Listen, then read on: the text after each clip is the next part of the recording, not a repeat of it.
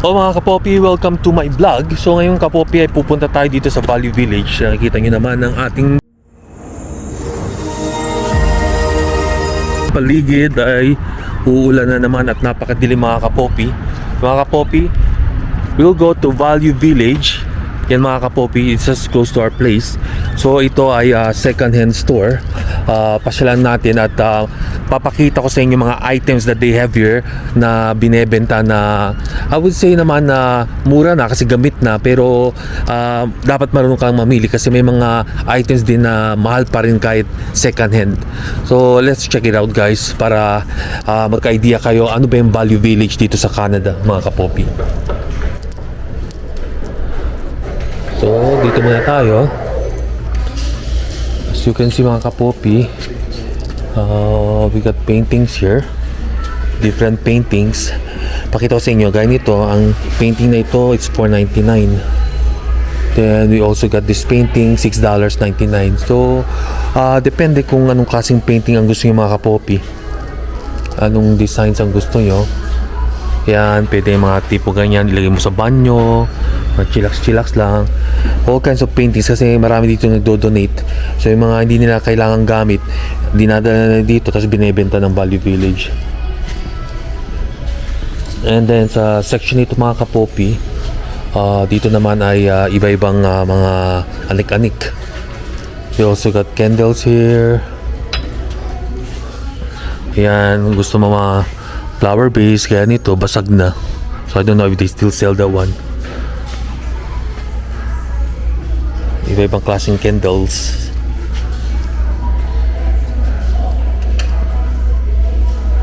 Mga kapopi. So makikita mo may nakasuot dito candle holders. Yan.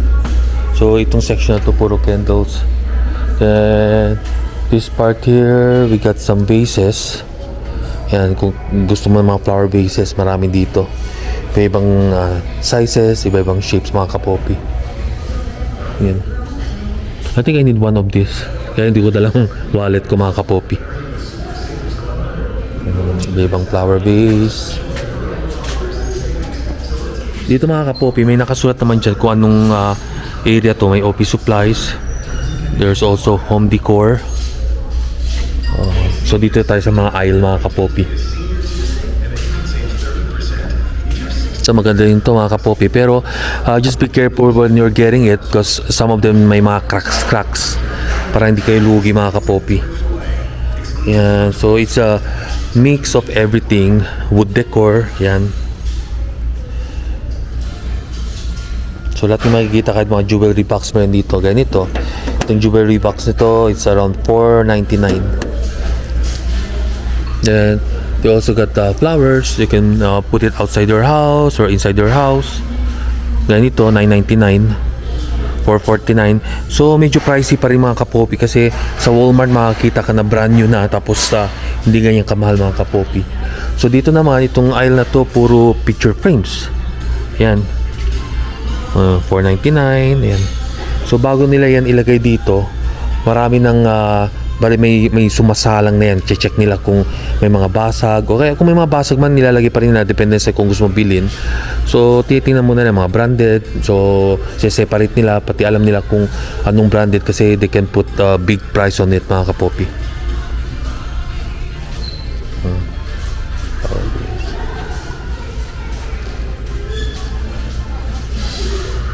Dito mga house accessories pa rin ito dito, home accessories. So ang dami mga kapopi, ikaw magsasawa. So dito naman for filing, so pang office.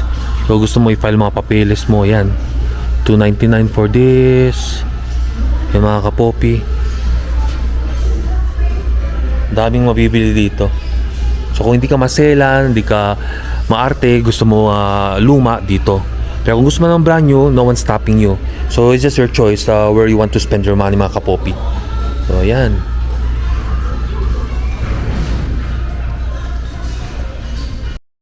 Mga stapler, mga puncher, I don't know kung may gumagamit pa na yan. Siguro sa office nga. Kasi sa facility o sa nursing facility, mostly unit clerk lang gumagamit. Yan, ito yung mga pangnanay. Dito mga plates, sausawan, yan, lahat na yan dyan. Mga dinnerware, yan, mga kapopi. Gaya nito, 999. Ito, apat na, 999. So, not bad. Gaya nito, 1999 siguro para sa lahat na. So, which is good. Kung wala kayong plato sa bahay. Lang ako, I go for brand new. Ayaw ko yung mga bibi ng mga plato dito kasi hindi natin alam kung sino kumain. So, I still prefer. Kung sa bagay, kung isipin mo din, sa mga restaurants, kumakain tayo sa plato na 100 of people na nakakain sa plato na kinakainan natin. So, I think it doesn't matter. Importante kung bibi ka dito ng plates, hugasan mo talaga ng mabuti. Just to play safe lang. So, ito mga kapopi, mga iba-ibang damit. Yan. So, itong aisle naman nito mga kapopi, mga mugs, ayan, iba-ibang kasing mugs. So, mga mugs nila, ang amount, nasa $3.99, may $5.99, so, may mahal, may mura, so, depende sa'yo. So, mostly mga coffee mugs to. Ayan. Dito may mga set din dito, ganito, isang set. So, I don't know how much is the whole set.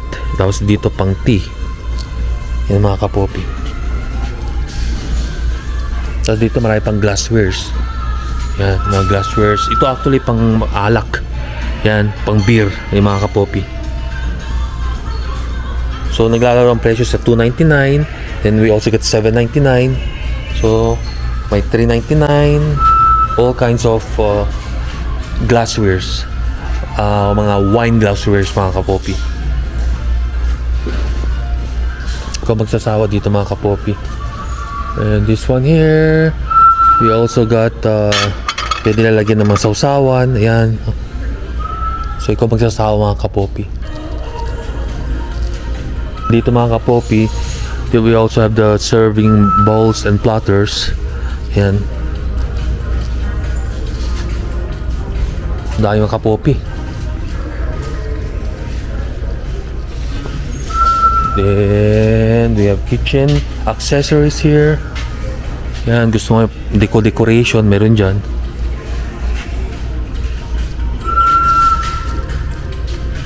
Then we got mixed stuff here. Pang kitchen pa rin mga kapopi. Yan, pang baking. Yan. Saan ka pa? Kaya lang dapat mamili ka ng yung kailangan mo lang talaga, hindi basta bili ng bili ka kasi you'll end up having a lot of stuff at home na hindi mo naman kailangan.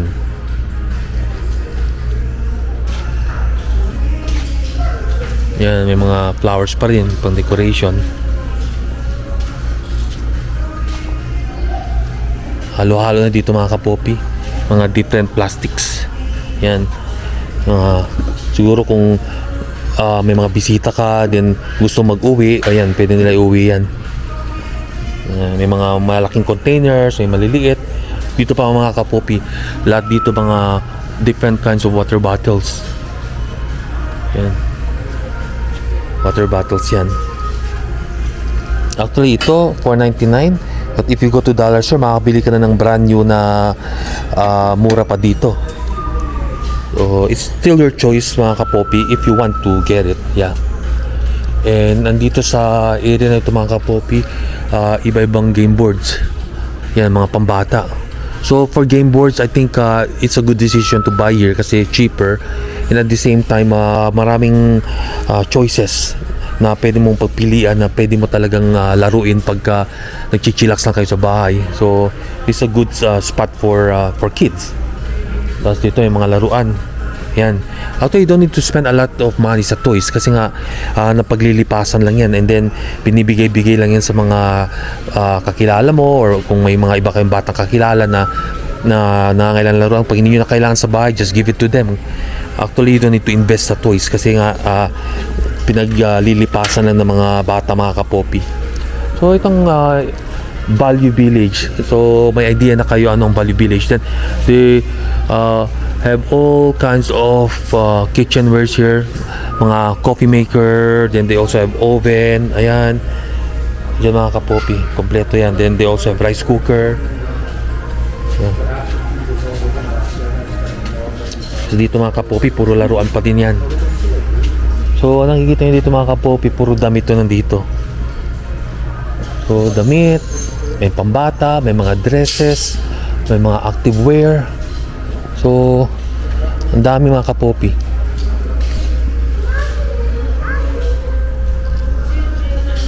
So, iikot lang tayo sa lugar as a whole kasi hindi ko naman ito maiikot lahat. Pero, just to give you a glimpse or an idea how Value Village look like, ito yan ang itsura sa loob mga kapopi. Then, they also have yung mga even mga bras, panties nandito. Ewan ko kung gusto niyo isuot. Baka kagating kayo dyan ng lamok o baka magkakorekong kayo mga kapopi pagka bumili kayo dyan ng mga bra pati panty. So they have cups here, everything. They have the bags. So kompleto ito mga kapopi. Ikaw na lang maghanap. They even have cups here. Kailangan medyo mag-ingat din sa pagbili ng cups kasi pag bumili ka ng cups hindi mo alam kung ang dating may-ari nito may kuto. Magkaroon ka problema sa bumbunan mo. May mga kapopi. Kompleto yan dito. And then, mga pants, nandito. Mga maong, lahat. I think they close at 8, so naka-video pa tayo mga kapopi. Yan. So, iba-ibang sizes, iba-ibang length, iba-ibang cuts and tela. Then, they also got short sleeve here. Ang pambabae mga kapopi. Yan. And they also got some discount here. Kita nyo? So may mga discount sila. And then they have jeans, they have blazers, everything. Malaking lugar to mga kapopi. So ikaw mismo magsasawa dito pagka namimili ka. Yan. And they have men's accessories here. May pambata, may pambabae, pang matanda. So kung may kayo sa stop toy, ayan, kompleto din sa stop toy, nandito din lahat.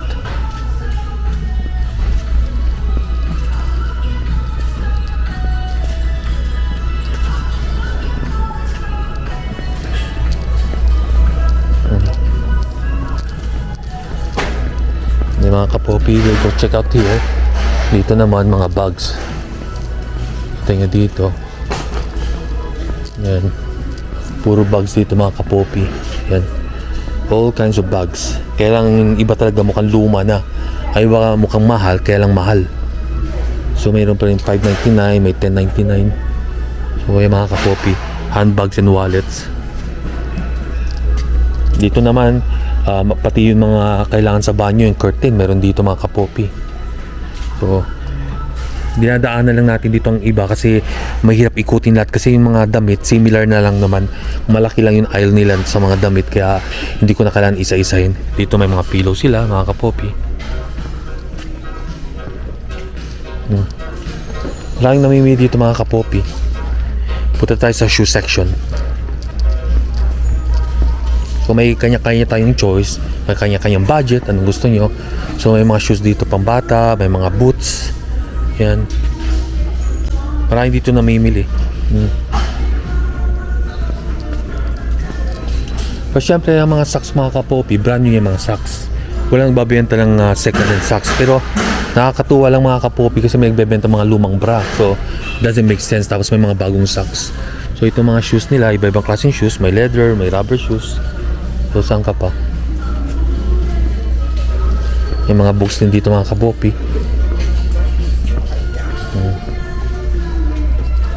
Yan, mga DVDs, lahat nandito. So they all got everything here. So may mga pang sports tayo, mga sports section, ayan. Nandun mga kapopi, mga lumang TV, binebenta doon. So ang daming mga gamit dito kasi yung mga hindi na kailangan ng Canadians, dinadala dito tapos binebenta nila.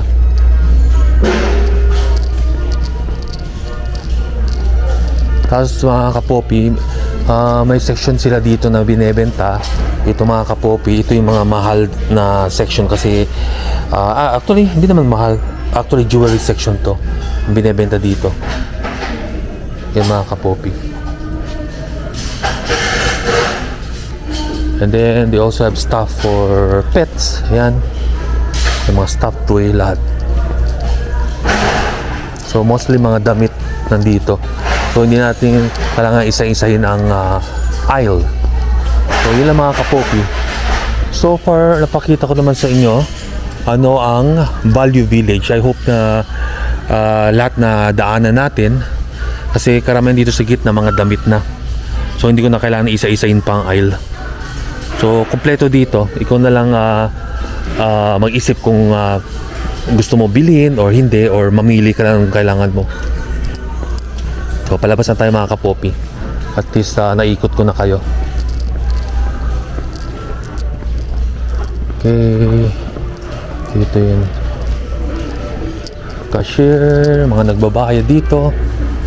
So yun mga kapopi. Then they also have carts here. Pag gusto mo mamili, andyan ang cart.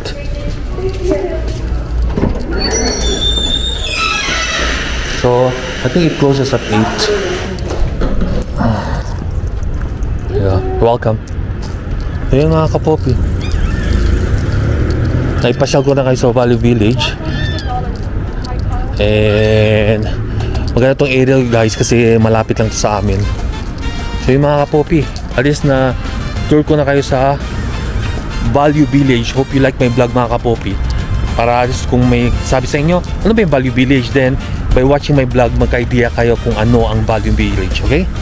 So yan ang Value Village natin dito sa Edmonton mga kapopi. Until next time, don't forget to like, subscribe, comment, and hit the notification bell to my vlog. Until next time, Poppy's Vlog po.